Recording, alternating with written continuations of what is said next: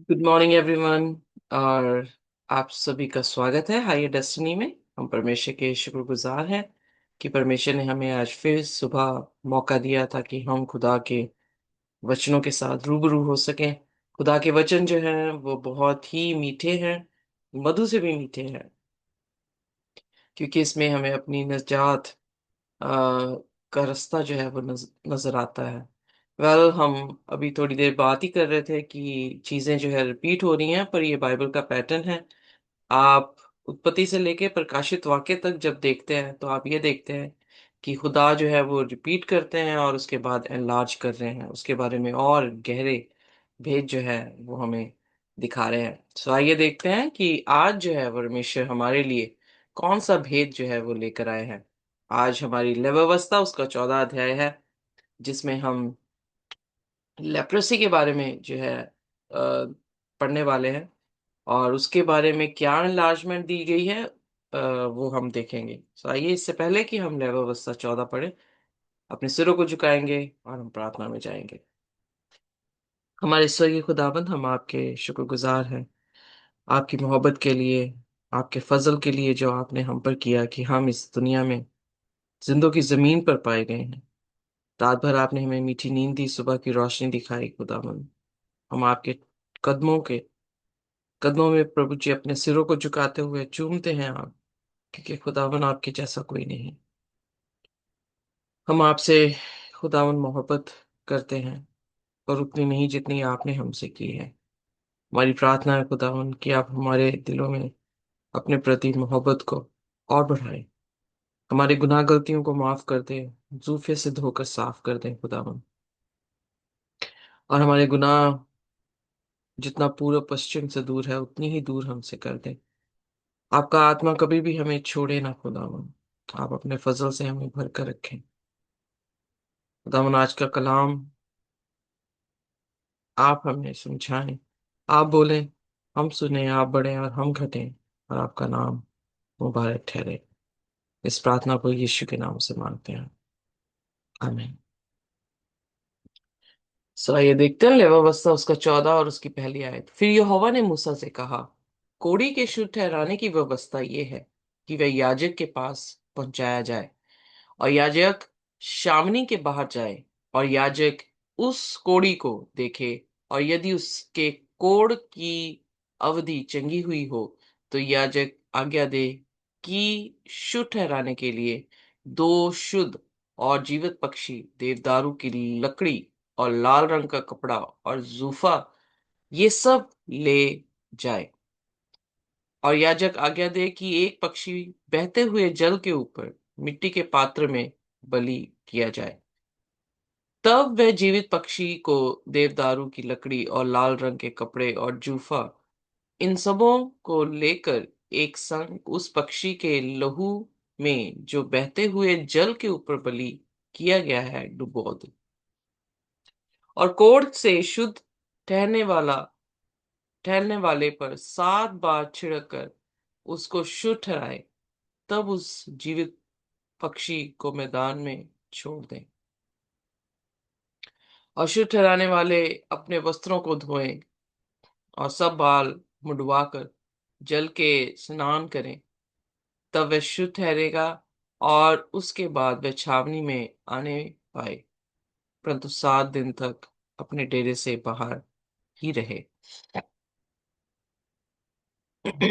और 7वें दिन वह सिर, दाढ़ी और बहु के सब बाल मुंडवाए, और सब अंग मुंडन कराए, और अपने वस्त्रों को धोए और जल से स्नान करे। तब वह शुद्ध ठहरेगा। इनफैक्ट बहुत ही इंटरेस्टिंग जो है यहाँ पर, जो भी व्यवस्था खुदा की हम पढ़ रहे हैं, ये व्यवस्था अव्वल हम, क्योंकि हम एशियन कंट्री से हैं, और एशियन कंट्रीज में जो दूसरे हम क्या कहते हैं कि रिलीजन्स को देखते हैं, तो रिलीजन्स में हम ये चीजें जो है देखते हैं कि किस तरह से वो अपने पंडित के पास जो है ये चीजें लेकर आते हैं, और फिर उसके बाद मुंडन उनका होता है। वो कितने दिन जो है शुद्ध रहते हैं, स्पेशली जब उनके फादर की डेथ होती है। तो वो ये चीजें जो हैं वो अपने रीति रिवाज के अनुसार जो है वो लेकर आते हैं। कहाँ से ये सारी चीजें जो है अलग अलग धर्मों में जो है वो पाई जाती हैं। और ये चीजें जो है हम देखते हैं कि खुदा के वचन में जब कोर्ट से शुद्ध हो रहा है इंसान, उसकी रीति को जो है वो दिखाया जा रहा है। और हम जब ये सारी चीजें लेकर आ रहे हैं, हमें फिजिकली कोई कोड नहीं है, पर हम कौन से कोड को साफ करने के लिए ये चीजें करते हैं, सो यहाँ पर देखने को मिलती है। और ये टर्म्स जो है वो बड़ी जरूरी है। जब यहाँ पर लिखा है कि शुद्धि कराने की व्यवस्था ये है, कोड की शुद्ध ठहराने की व्यवस्था ये है कि जब हम कोड, क्योंकि बाइबल में कोड जो है पाप को दिखाता है, पाप से शुद्ध होने की व्यवस्था क्या है कि सबसे पहले वो जो कोढ़ी था वो याजक के सामने जो है वो जाए। याजक जो है वो शामनी से बाहर जो है उसे उसके साथ मुलाकात करेगा और उसे देखेगा कि क्या वो कोढ़ से शुद्ध हुआ है या नहीं है। याजक स्पिरिचुअली जो है वो प्रभु यीशु मसीह हैं। और हमारा कोढ़ वो हमारा पाप है। हम अपने पाप से जब क्षमा मांगते हैं तो किसके सामने जा रहे हैं? अपने महायाजक के सामने, प्रभु यीशु मसीह के सामने। और प्रभु यीशु मसीह छावनी से यानी सेंचुरी से बाहर आकर, यानी स्वर्ग की बादशाह की अगर सेंचुरी की कॉपी मूसा ने जमीन पर बनाई थी, तो हम देख सकते हैं कि स्वर्ग को छोड़कर प्रभु यीशु मसीह जमीन पर आए हैं हमें शुद्ध करने के लिए, हमारी हमें शुद्ध ठहराने के लिए। और फिर यहाँ पर जो याजक ने आज्ञा देनी है चौथे वचन में शुद्ध ठहरने के लिए, वो ये है कि वो एक जीवित पक्षी लेकर आए और देवदारू की लकड़ी और लाल रंग का कपड़ा और जूफा, ये सब ले आए जाए। जब मैं इसे अंग्रेजी में देख रही हूँ, तो दो पक्षी जो हैं, जैसे कि ऑलरेडी हम देखते हैं कि जो लोग अफोर्ड नहीं कर पा रहे थे उनको कहा गया कि वो जो है पक्षी लेकर आ सकते हैं, जो अफोर्ड कर सकते हैं वो मेमना लेकर आए। तो मेमना पक्षी, और अगर बुल चढ़ा रहा है एज अ पूरी कम्युनिटी मिलके, तो ये सब जो है सिंबलाइज कर रहे हैं प्रभु यीशु मसीह को। और जब प्रभु यीशु मसीह को सिंबलाइज किया जा रहा है तो अंडरस्टूड है कि कोई ना कोई जो है वो क्या हो रहा है, किसी के लिए मर रहा है। कोई ना कोई जो है वो आ, कुर्बानी दे रहा है। किसी ना किसी ने पाप की जो पेनल्टी है उसको जो है वो चुकाया है। जब हम पाप से माफी पाते हैं या अपने कन्फेशन को करते हैं, तो हम भी जो है वो क्या होते हैं कि हम प्रभु यीशु मसीह के वसीले से ही जो है वो ठहराए जाते हैं। वहां पर एक लकड़ी लकड़ी हम लकड़ी पे लटका यीशु नासरी। वहां पर लकड़ी का एक सिंबलाइज दिया गया है। एक लाल रंग जो कि खून को दिखा रहा है उसको सिंबलाइज कर रहा है। और फिर हिसोप यानी जूफा जो है वो एक क्लेंजिंग उसकी प्रॉपर्टी है, जिसे आज के समय में जो है वो लेवेंडर जाइंट हिसोप करके नाम दिया गया है, पर्पल कलर का होता है। और उसे भी वहां पे दिखाया गया है जो क्लेंजिंग को दिखा रहा है। इसीलिए अगर आप दाऊद की दुआ को देखें, जो उसने भजन संहिता उसकी 51 चैप्टर में की है, वो अपने पाप के बारे में खुदा से माफी मांग रहा है और खुदा से विनती कर रहा है कि वो उसे माफ कर दे। और 51 चैप्टर उसके 7वें वचन में बहुत ही खास शब्द जो है वहां पे इस्तेमाल किया है। ये हिस्सोप जो है वो एक्सोडस में भी इस्तेमाल हुआ जब उन्होंने बलिदान दिया और उन्होंने दरवाजे पर जो है प्रभु यीशु मसीह सॉरी मेमने का लहू खुदा के वचन के अनुसार लगाया और वहां पे हिस्सप के साथ जो है उसे लगाया गया। यानी लहू और हिस्सप जो है वो दोनों चीजें इकट्ठी चल रही हैं। यहाँ पर भी जो दाऊद है, भजन संहिता 51 उसकी 7th जी वर्स में जी। इस जूफा से मुझे शुद्ध कर तो मैं पवित्र हो जाऊं, मुझे धो और मैं हिम से भी अधिक श्वेत बनूं। सो जूफा में जो है वो क्लेंजिंग प्रॉपर्टी है। और जूफा जो है वो प्रभु यीशु मसीह के लहू और प्रभु यीशु मसीह की सर्विस को दिखा रहा है, जो हमें क्या कर रहा है, शुद्ध कर रहा है। किससे? उस कोड से जो पाप का कोड है। सो इसलिए ये तीन चार चीजें जो है वो प्रभु यीशु मसीह की अल्टीमेटली मिनिस्ट्री को दिखा रही हैं, जिससे जो है हम शुद्ध हो सकते हैं, हम जो है वो साफ हो सकते हैं, और हम जो है वो सफेद, यानी बिल्कुल सफेद जो है वो हो सकते हैं। सो इसलिए फिर उन्हें ये कहा गया कि जब शुद्धिकरण का विधि है कि किस तरह से ठहराया जाए कि वो शुद्ध है, तो उन्हें जो है ये चार चीजें जो है वो लेकर आनी होती है। और पांचवें वचन में लिखा, याजक ने और याजक आज्ञा दे कि एक पक्षी बहते हुए जल के ऊपर। बहता हुआ जल कौन है? यीशु। यीशु नासरी हैं। सो बहते हुए जल के ऊपर मिट्टी के पात्र में बलि किया जाए। सो यहाँ पे परिंदा भी यीशु है, यहाँ पर हिस्सोप यानी देवदारू भी यीशु मसीह को दिखा रहा है, यहाँ पर लकड़ी भी यीशु मसीह को दिखा रही है, लाल रंग भी यीशु मसीह की कुर्बानी को दिखा रहा है। और बहता हुआ पानी यीशु मसीह को, जब यीशु मसीह यूहन्ना उसके चौथे अध्याय में, उसकी 14वीं आयत में हम देखते हैं कि सामरी औरत से बात कर रहे हैं, तो सामरी औरत से पानी मांगा तो सामरी औरत कहने लगी, तू तो यहूदी जान पड़ता है, तो तू मुझसे पानी क्यों मांगता?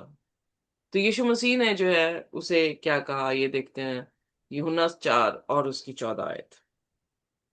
जी। परंतु जो कोई उस जल में से पिएगा जो मैं उसे दूंगा, वह फिर अनंत काल तक प्यासा ना होगा, वरन जो जल मैं उसे दूंगा वह उसमें एक स्रोता बन जाएगा, जो अनंत जीवन के लिए उमड़ता रहेगा। Amen। आमेन। तो एक बहता दरिया प्रभु यीशु मसीह, जो कि अगर हम प्यासे हैं तो उसके पास जाएं तो ऐसी प्यास बुझाएगा कि हमेशा का जीवन देगा और कभी भी हमें प्यास नहीं लगेगी। और सामरी औरत कहने लगी, उसने सोचा ये अच्छी बात है, ये कुछ ज्यादा ही लगता है डॉक्टरेट है, कोई रिसर्चर है जिसने एक्सपेरिमेंट किया कि ऐसा पानी देता है कि कभी प्यास नहीं लगती। तो उसके उसके जहन में आया कि क्यों ना मैं इस पानी को पी लूं, कि मुझे बार बार यहाँ पर ना अकेले आना पड़े। क्योंकि अकेली आती थी, उसका रेपो जो है वो अच्छा नहीं था सोसाइटी में। तो कह रही कि मुझे पानी वो दे दे। तो पानी देने से पहले प्रभु यीशु मसीह, इससे पहले कि उसे नन जीवन देते, उसे कहते कि तेरा अपना आदमी लेकर आ। यानी उसके पाप जो है उसे टटोलने की जो है, वो उस पॉइंट में ले आए कि वो अपने पापों को टटोले। और उसके पाप रिवील हुए, वो अपने पापों को कन्फेस किया उसने, और कन्फेशन से ही जो है उसका उद्धार जो है वो हो गया। सो हमारे कोड भी जो है वैसे ही कन्फेशन से ही, प्रभु यीशु मसीह की कुर्बानी से ही, और उसकी शुद्धिकरण से जो है वो दूर हो रहे हैं। सो उसके बाद बहते पानी में उस परिंदे को जो है मिट्टी के पात्र में बलि जो है वो करना था। तब छठवें वचन, लेवावस्था उसका 14 और उसका छठवां वचन, तब वह जीवित पक्षी को देवदारू की लकड़ी और लाल रंग के कपड़े और जूफा, इन सबों को लेकर एक संग एक पक्षी के लहू में जो बहते हुए जल के ऊपर बलि किया गया है डुबो दे। सो अब पक्षी किस पे है? लकड़ी पे है। कुर्बान हमारे लिए होने वाला प्रभु यीशु मसीह किस पे लटके थे? लकड़ी पे लटके। लकड़ी। सो वो सिंबलाइज यीशु मसीह के आने वाले समय को जो है वो कर रहा था, कि किस तरह से वो हमारे लिए बलिदान होगा। और कोट से शुद्ध ठहरने वाले पर 7 बार छिड़क कर, और फिर यहाँ पर 7 का जो अंक है वो एक परफेक्शन को दिखा रहा है, कि एक परफेक्ट नंबर है, क्योंकि हफ्ते के 7 दिन परफेक्ट नंबर है, 7वां दिन सबत का दिन परफेक्ट जो है वो दिन है। सो जब से हम उत्पत्ति से पढ़ रहे हैं, हम हर एक चीजों को 7 के अंक में जो है खुदा की तरफ से शुद्धिकरण में भी, पवित्र दिन के लिए भी, और पवित्रताई के लिए भी जो है हम देखते हैं कि 7 दिन खुदा जो है वो बार बार ठहरा रहे हैं। सो 7 बार उसे छिड़कना उसे शुद्ध ठहराएगा। और तब उस जीवित पक्षी को मैदान में छोड़ दें। सो वो जीवित पक्षी जो है वो पूरी तरह नहीं मरना चाहिए, उसको हल्का हल्का मौत जो है वो आएगी। सो लाइक टेरिबल, क्योंकि अगर मैं आज किसी पक्षी को इस तरह से मारूं, पहली बात तो मुझे मेरे से मरना ही नहीं है। मुझे पकड़ना ही नहीं आता, मैं उसे काटूंगी भी कैसे, मेरे है ही नहीं, मतलब मेरी फितरत में है ही नहीं कि मैं ऐसा कुछ कर पाऊंगी। बट अगर मेरी निजात के लिए मुझे ये करना भी पड़े तो मुझे करना पड़ेगा। सो अगर मैं एक याजक हूं और मैं उसे काट रही हूँ, तो इमेजिन करो कि आप भी वैसे ही कर रहे हैं। तो इमेजिन हम कर सकते हैं कि कितनी पेनफुल जो है वो सिचुएशन है, जहां पर दर्द का महसूस होना बहुत जरूरी था कि यीशु मसीह इतना दर्द जो है वो हमारे लिए सहेंगे। बट यीशु मसीह मंदिर को साफ करते हुए कह रहे हैं कि तुमने मेरे पिता के घर को डाकुओं की खो बना रखा है, क्योंकि तुमने बिजनेस बना लिया। इसको महसूस नहीं करने दे रहे हो तुम, पर इसको क्या कर दिया, बिजनेस कर दिया। और इनफैक्ट कुछ कमेंटेटर्स ये भी कहते हैं कि वो क्या कर रहे थे कि जैसे ही वो अपना मेमना लेकर आते थे, और याजक उसी मेमने को जाकर शॉपकीपर को बेच देता था, काटता नहीं था, और उन्हें पता भी नहीं लगता था जो लेकर आया, सो इसलिए वो अपना धंधा जो है वो चला रहे थे, उसी को रोटेट करते जा रहे थे, मान नहीं रहे थे। या तो उन्हें इस दर्द से दूर करने की कोशिश कर रहे थे, या उनका आंखों में इतनी पट्टी थी ग्रीडीनेस की कि वो उसको दोबारा बेच के पैसे जो है वसूल कर रहे थे। सो यहाँ पर वो दर्द इसीलिए दिखाया गया था कि हम पाप ना करें। क्योंकि कोई ना कोई उस दर्द को जो है वो सह रहा है। और 8वें वचन में लिखा, और शुद्ध ठहरने वाले अपने वस्त्रों को धोएं और सब बाल मुंडवा कर जल से स्नान करें। सो यानी एक तरह की कंट्रोल है सिकनेस का, या जर्म्स को धो देना, जर्म्स को, उस टाइम में जर्म्स, आज तो हम जर्म्स टर्म यूज कर रहे हैं, पर उस टाइम में जर्म्स टर्म नहीं थे। पर खुदा ने उस जगह पे भी अपने लोगों को किस तरह से जो है वो प्रोटेक्शन दी है, इन्फेक्शन कंट्रोल पॉलिसी दी है।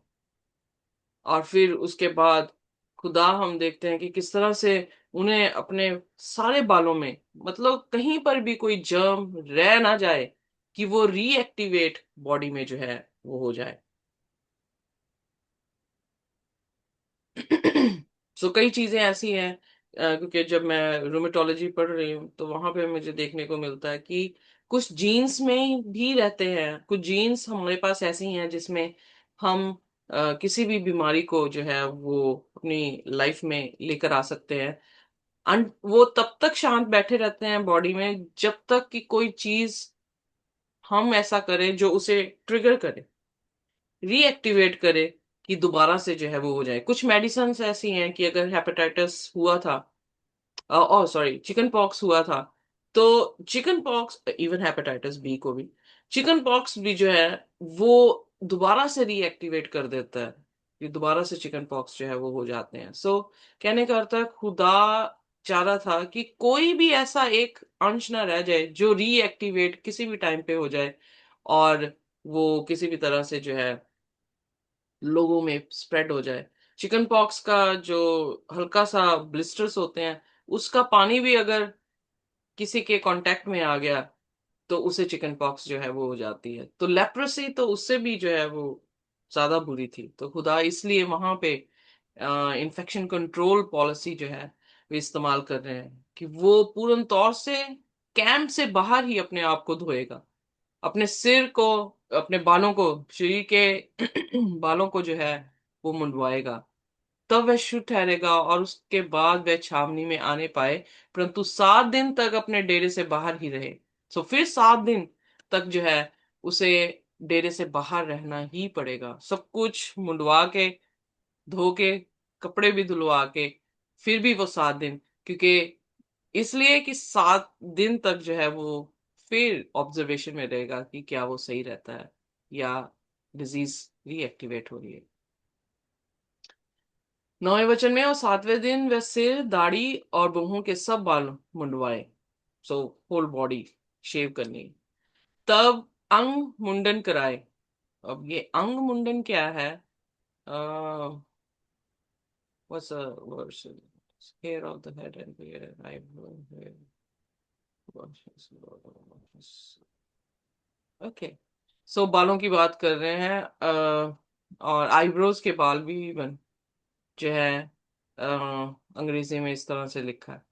और अपने वस्त्रों को धोए और जल से स्नान करे, तो वह शुद्ध ठहरेगा।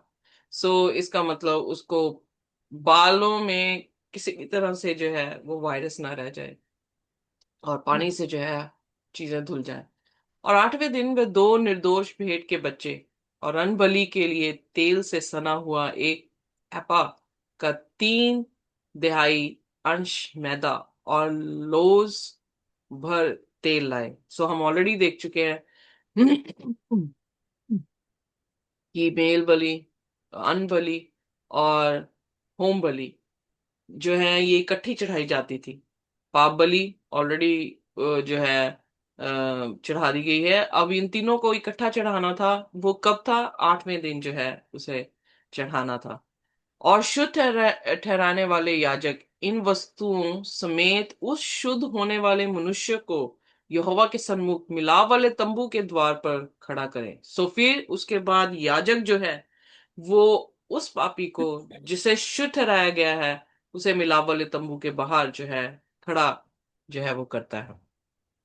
तब तब याजक। याजक एक भेड़ का बच्चा लेकर दोष बलि के लिए उसे और उस लोज भर तेल को समीप लाए और इन दोनों को हिलाने की भेंट के लिए यहोवा के सामने हिलाए। ओके, पढ़ दें आगे थोड़ा सा। तब याजक एक भेड़ के बच्चे को उसी स्थान में जहां वह पाप बलि और होम बलि पशुओं का बलिदान किया करेगा, अर्थात पवित्र स्थान में बलिदान करे, क्योंकि जैसा पाप बलि याजक का निज भाग होगा, वैसे ही दोष बलि भी उसी का निज भाग ठहरेगा। वह परम पवित्र है। ओके, सो यहाँ पर हम देखते हैं कि परमेश्वर जब वो अब मिलाप वाले तंबू में आया है तो वहां पर भी अपनी जो है वो होम बलि, मेल बलि, सारी बलियां जो है, दोष बलि वहां पर ही जो है वो लेकर आया है। सो जहां पर रेगुलरली, सो कहने का अर्थ है जो बाहर है वहां पर जो है वो अपने आप को शुद्धिकरण के लिए वहां पर बलिदान चढ़ा रहे हैं। जब वो अंदर आ गए हैं तो वहां पर भी जो है वो बलिदान चढ़ाया गया है। सो यीशु मसीह की सेवकाई, यीशु मसीह का जीवन जो है यहाँ पे बताया जा रहा है। और यहाँ पर अगर हम ऑलरेडी जो है वो बलियां देख चुके हैं, जिसमें हमने देखा होम बलि प्रभु यीशु मसीह जो है वो हमारे लिए होम बलि बने हैं। तो रोमियो उसका 12 उसकी 1 में लिखा है हम भी जो है अपनी होम बलि किस तरह देते हैं, अपने जीवते शरीर को पवित्र लुभाता हुआ परमेश्वर को बलिदान चढ़ाते हैं। यही हमारी आत्मिक सेवा है। फिर हमने अनबलि देखा। अनबलि में याजक को जो है वो अन्न दिया जाता था। हम देखते हैं कि प्रभु यीशु मसीह ने जो है अपना बदन हमारे लिए दिया। तो हम भी जो है अपना दान जब देते हैं तो वो एक तरह से अपने अन्न में से जो है हम याजकों को देते हैं। सो लिटरली एग्जाम्पल ये है कि जब हम स्वीकार किए जाते हैं उसके बाद हमारे कामों का बदलना, उसके बाद हमारी ट्रांसफॉर्मेशन होना। पीस ऑफरिंग ये था कि मिलाप वाला, यानी पिता से भी मिलाप और लोगों से भी मिलाप। इसलिए हमने उस बलि के बारे में जब सीखा था तो हमने देखा कि यीशु मसीह ने मिलाप किया है। यीशु मसीह हमें भी याजक बना रहा है और हमें भी क्या करना है, लोगों का पिता से और लोगों के साथ हमारा मिलाप होना, हमारा भी और लोगों का भी। यू नो सो एक तरह की ये खुदावंद यीशु मसीह की सेवकाई है। बट दूसरी तरफ से हम ये देख रहे हैं ये हमें भी ठहराया गया है कि हम ये सेवकाई अपने जीवनों में करें। इसीलिए ट्रांसफॉर्मेशन वर्ड जो है न्यू टेस्टामेंट में जो है वो दिखाई देता है। इसीलिए लिखा है तुम अब पुराने मनुष्य में नहीं बल्कि अब क्या हो गए हैं, नए मनुष्य जो है वो बन गए हो। क्योंकि हम किसके जैसे बन गए हैं? यीशु मसीह के जैसे बन गए हैं। ये जब अब वेदी के सामने आ गए हैं तो वेदी के सामने जो कोर्टयार्ड था वहां पे जस्टिफिकेशन प्रोसेस है कि खुदा ने आपको कबूल कर लेना। कैसे कबूल कर रहे हैं? जब आप खुदा के साथ जो है वो मेल कर लेते हैं, अपने कन्फेशन करते हैं, खुदा से विनती करते हैं कि मुझे स्वीकार कर लो। और भाइयों के साथ मिलकर जो है आप आराधना कर रहे हैं, अपने लिए दुआएं कर रहे हैं, लोग आपके लिए दुआएं कर रहे हैं, तो खुदा आपको जस्टिफाई करते हैं और खुदा आपको जो है वो एक्सेप्ट करते हैं। सो इस तरह से जो निज भाग दोष बलि का या पाप बलि का यो याजक का है, यानी याजक जो है उसमें खाता था, क्योंकि वो बेयर कर रहा था किसके गुनाह? लोगों के।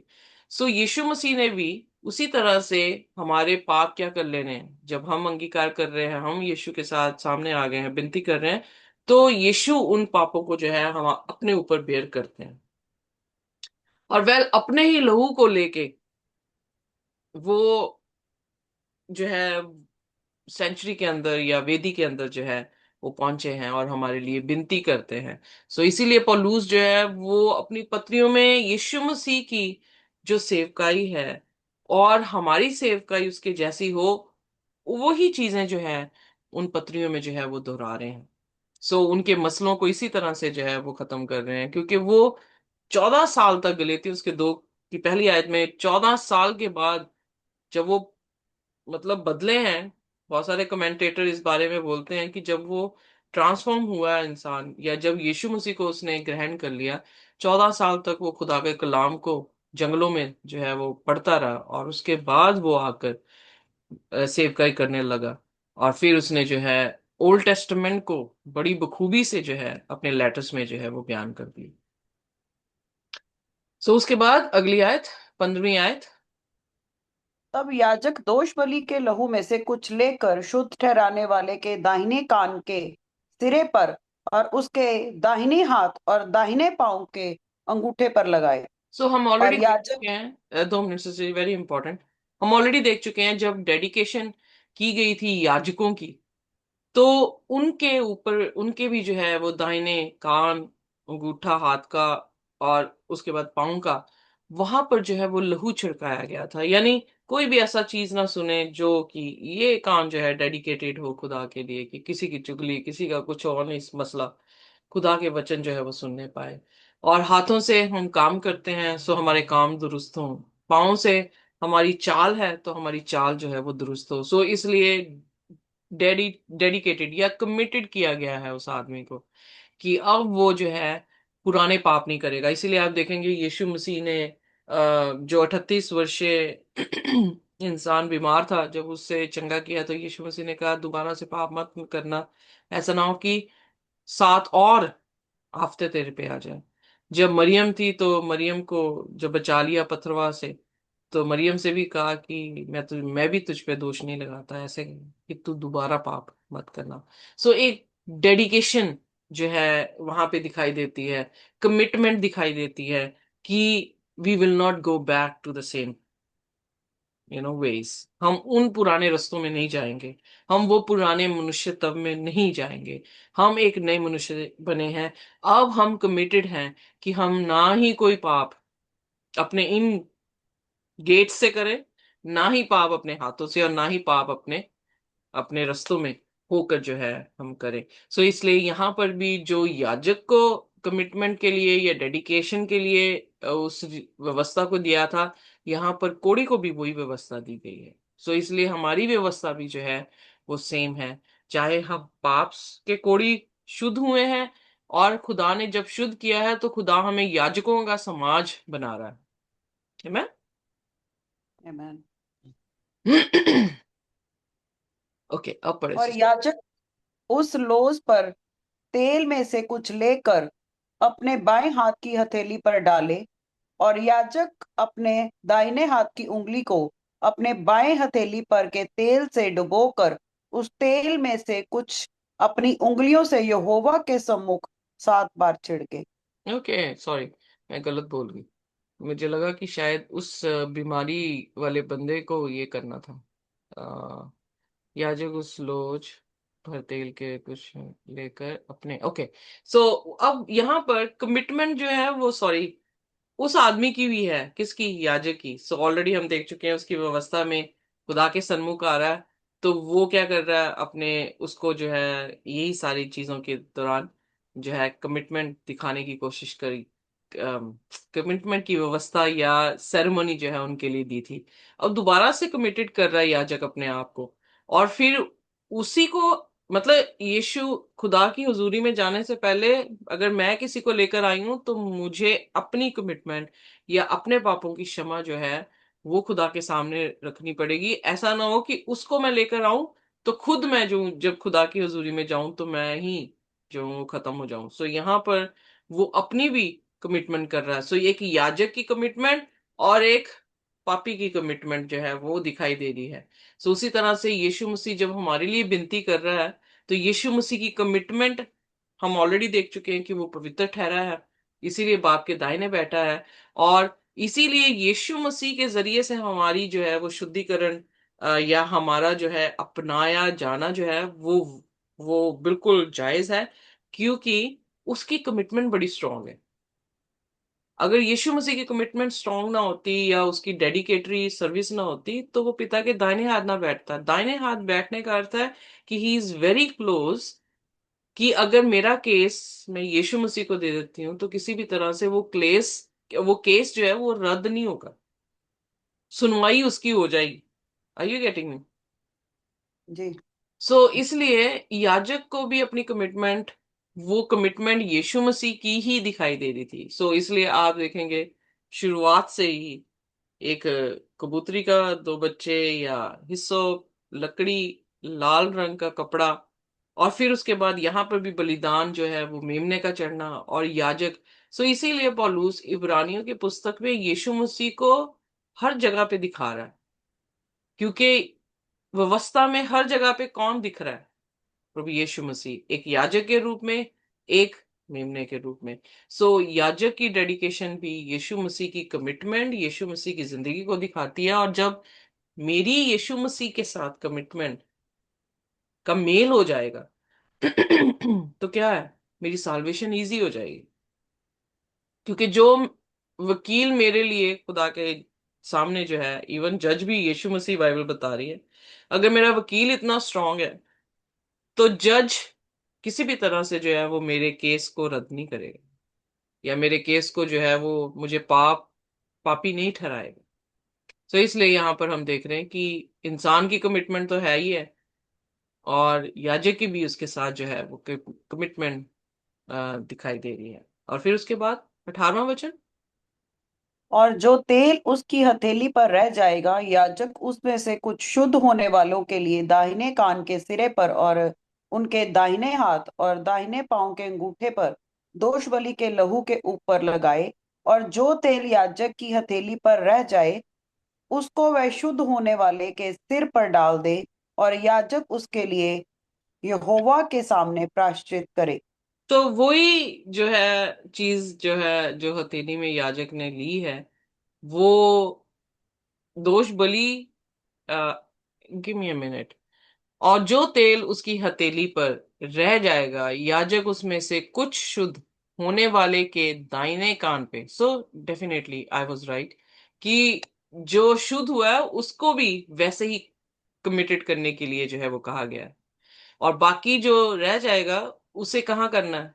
सो जो तेल याजक की हथेली पर रह जाए उसको वह शुद्ध होने वाले के सिर पर डाल दे, और यहोवा उसके लिए यहो और याजक उसके लिए यहोवा के सामने प्राश्चित करे। सो तेल हम देखते हैं कि जब हम प्रभु यीशु मसीह को अपना लेते हैं तो सबसे प्रचलित आयत क्या है? पिता ने जगत से ऐसा प्रेम किया, उसने अपना इकलौता पुत्र दे दिया ताकि जो कोई उस पर विश्वास करे वह नाश ना हो, हमेशा का जीवन पाए। सो जो विश्वास कर रहा है वो किसके किसके कारण कर रहा है? खुदा की आत्मा के जरिए से जो है वो कर रहा है। सो यहाँ पर हम देखते हैं कि जो तेल है वो पवित्र आत्मा को दिखाया गया है। तेल जो है वो उसके सिर पर डाल दिया गया, यानी यीशु मसीह ने अपने चेलों से कहा मैं जाता हूं पर फिर आऊंगा। और फिर जब यीशु मसीह असेंड हो गए आसमान में तो उन्हें ये कह के गए कि तुम जब तक पवित्र आत्मा तुम पे ना आए तब तक तुम प्रचार मत करना। सो वो एक कमरे में बैठे हुए, जब तक एक चित नहीं हुए तब तक पवित्र आत्मा उन पर नहीं उतरा। एक चित होना यानी पीस, ठहरना, यानी खुदा के साथ मेल और भाइयों के साथ मेल। वो 120 लोग थे, उनके अलग अलग विचार हो सकते थे, उनके अलग अलग मतभेद हो सकते थे, पर एक चित का मतलब उनके सारे मतभेद खत्म हो गए। वो अपने आप को कमिट कर चुके थे, अपने पापों का अंगीकार। 10 दिन वो क्या कर रहे होंगे? वो खुदा के कलाम को पढ़ रहे होंगे, अपने आप को खुदा के साथ एक कर रहे होंगे, अपने पापों का इकरार कर रहे होंगे, और भाइयों के साथ भी अपने मतभेद जो है वो खत्म कर रहे होंगे।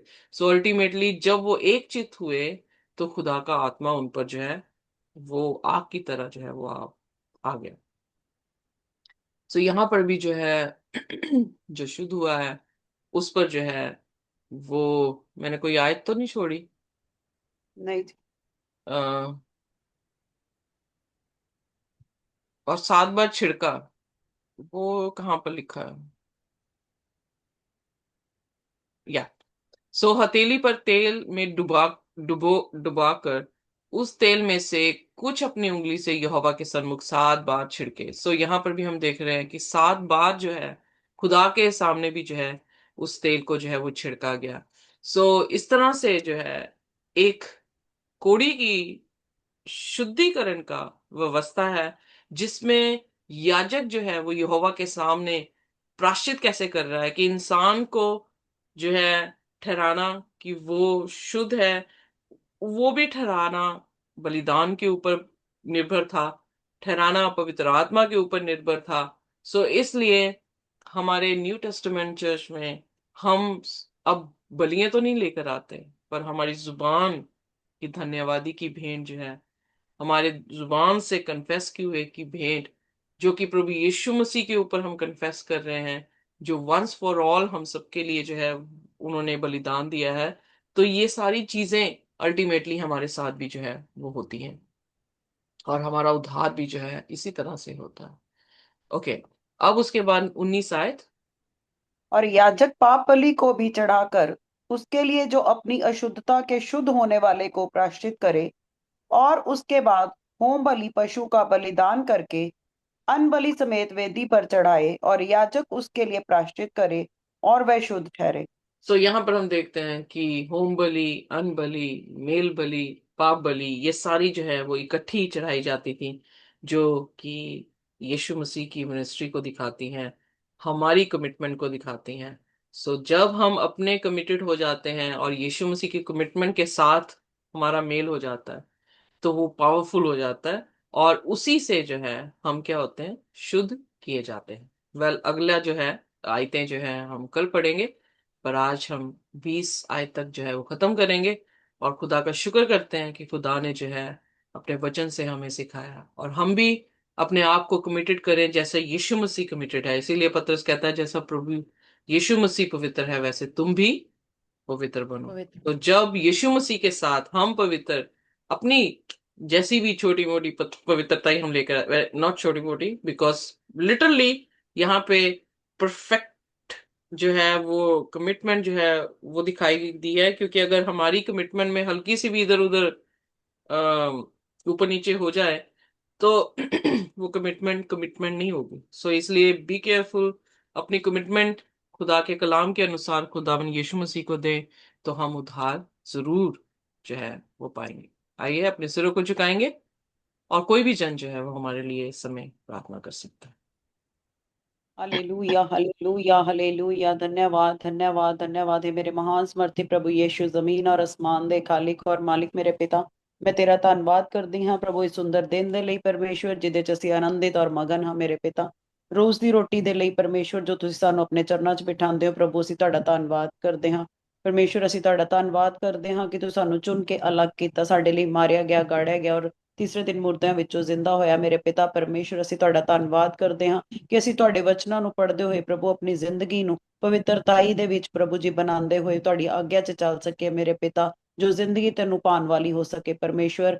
ਅਸੀਂ ਮਿੱਟੀ ਹਾਂ, ਤੂੰ ਕੁम्हार ਹੈ ਪ੍ਰਭੂ, ਸਾਨੂੰ ਤੋੜ ਮਰੋੜ ਔਰ ਆਦਰ ਦੇ ਯੋਗਿਆ ਬਰਤਨ ਬਣਾ ਮੇਰੇ ਪਿਤਾ। ਅਸੀਂ ਆਪਣੇ ਆਪ ਨੂੰ ਪ੍ਰਭੂ ਜੀ ਤੁਹਾਡੇ ਹੱਥਾਂ ਵਿੱਚ ਦਿੰਦੇ ਹੋਏ ਇਸ ਛੋਟੀ ਪ੍ਰਾਰਥਨਾ ਨੂੰ ਮੰਗਦੇ ਹਾਂ ਪਿਆਰੇ ਬੇਟੇ ਖੁਦਾਵੰਦ ਯੀਸ਼ु मसीह ਦੇ ਸਮਰਥੀ ਨਾਮ ਦੇ ਵਿੱਚ, ਆਮੇਨ। सो खुदा की शांति और उसका इत्मीनान हमारे साथ, जब तक कि हम प्रभु यीशु मसीह को दोबारा रूबरू ना देख लें, इसी तरह से जो है वो बना रहे। आमेन।